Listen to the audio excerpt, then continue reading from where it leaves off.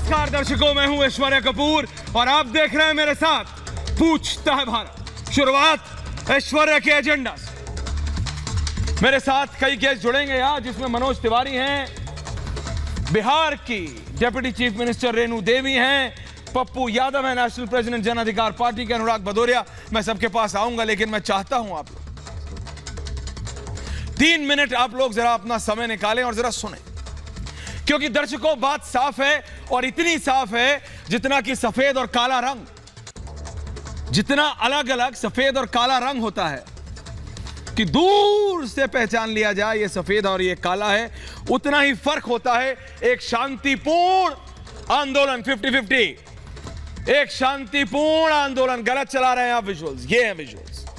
एक शांतिपूर्ण आंदोलन और एक आगजनी करते, पथराव करते हुए बच्चों से भरी हुई बस पे पथराव।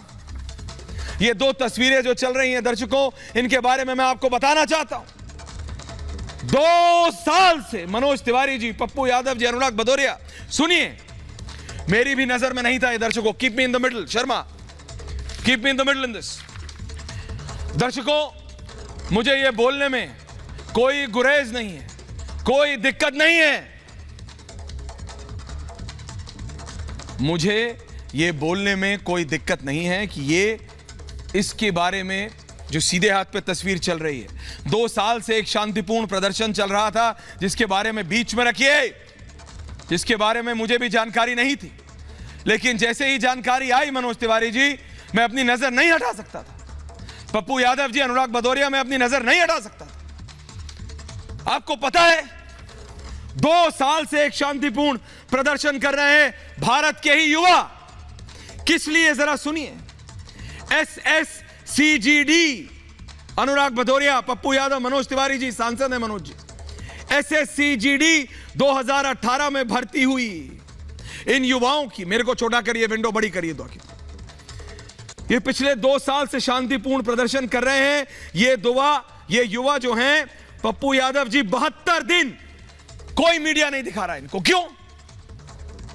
72 दिन से के अनशन के बाद, 72 दिन के अनशन के बाद मनोज तिवारी जी पैदल नागपुर से दिल्ली आ रहे हैं। ये किस लिए? किस लिए? ये SSCGD की जो 2018 की भर्ती हुई थी, उससे इनको दिक्कत थी, उसकी कार्यप्रणाली से इनको दिक्कत। वो कहां जाते हैं? पैरा फोर्सेस में जाते हैं। लेकिन देख रहे हैं, मैं सिर्फ ये बताना चाहता हूं देश को, आज ये भी भारत के युवा हैं, इनको भी भारत सरकार से दिक्कत है, इनको भी भारत सरकार की एक ऐसी ही सिमिलर नीति कबूल नहीं है। लेकिन आंदोलन का एक तरीका होता है पूछने का। अरे हमारे तो अर्नब के तो कार्यक्रम का नाम है पूछता है भारत, जो मैं कर रहा हूं अभी। पूछना आपका अधिकार है, आपका हक है। पूछिए, जितनी बार पूछना हो, जितनों से पूछना हो। मंत्री से पूछिए, MOS से नहीं संतुष्ट, रक्षा मंत्री से पूछिए, नहीं संतुष्ट, प्रधानमंत्री से पूछिए, जितनी बार पूछना है पूछिए। लेकिन आगजनी करेंगे, ट्रेन में आग लगाएंगे, बच्चों से भरी हुई बस पर पथराव होगा। और पता है मनोज तिवारी जी, दुख कब होता है? मैं अगले 1 मिनट में आ रहा हूं आप सबके पास। दुख ये होता है कि ये वो युवा हैं दर्शकों, जो सेना में भर्ती होने के लिए तैयारी कर रहे हैं। भारतीय सेना, मतलब सैनिक जब कोई सामने आता है, भूतपूर्व सैनिक भी जब रिटायर्ड भी आते हैं, तो अपने आप रिस्पेक्ट अंदर से निकल के आती है। किसी को बोलने की जरूरत नहीं है, क्योंकि उन्होंने अपनी जिंदगी दी है, वो सरहद पे थे, अपने परिवार, अपने बच्चे, अपनी मां, अपनी बीवी, अपनी बहन से दूर। तो आप और हम सुरक्षित है। मैं स्टूडियो में डिबेट कर पा रहा हूं क्योंकि फौजी बॉर्डर पे मौजूद है। और जब इस तरह की जानकारी आती है कि फौजी, जो फौज में भर्ती होना चाह रहे थे हमारे युवा, वो पत्थरबाजी कर रहे हैं, ट्रेन जला रहे हैं। जरा वो विजुअल चेंज करते रहिए बच्चों वाला। ट्रेन जला रहे हैं, एक के बाद एक, बिहार में एक के बाद एक। कैसे हो सकता है ये? क्यों हो रहा है ये? जो सामने आएगा वो तहस नहस कर देंगे मनोज तिवारी जी। कैसे, क्यों दिक्कत है, मैं कह रहा हूं ना, इसीलिए यह तस्वीर।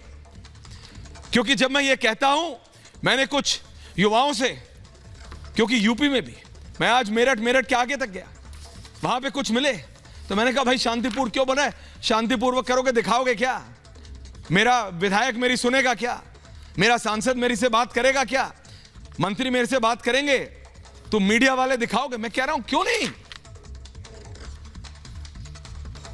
ये भाई महात्मा गांधी का देश है। मैं इसीलिए ये तस्वीर दिखा रहा हूं। जैसे ही मेरी जानकारी में, ये 2 साल से आंदोलन चल रहा है, 2 साल से शांतिपूर्वक आंदोलन। ये भी युवा हैं, इनको भी पैरामिलिट्री फोर्सेस में नौकरी की जो प्रणाली है उससे दिक्कत है, 72 दिन के अनशन के बाद चले हैं। और दूसरी तरफ आप फौज में जाना चाहते थे, फौज इज एपिटोम फॉर डिसिप्लिन। ये कैसे हो सकता है, ये कौन कर रहा है, ये क्यों हो रहा है, किस लिए, ये बर्दाश्त के काबिल नहीं। आप पूछिए जितना पूछना है, लेकिन पूछते पूछते आगजनी, पत्थरबाजी, ट्रेन जलाएंगे, बच्चों से भरी बस पे कैसे करेंगे, क्यों करेंगे, इसी पे आज मैं बात करना चाहता हूं सबसे कि दिक्कत क्या है।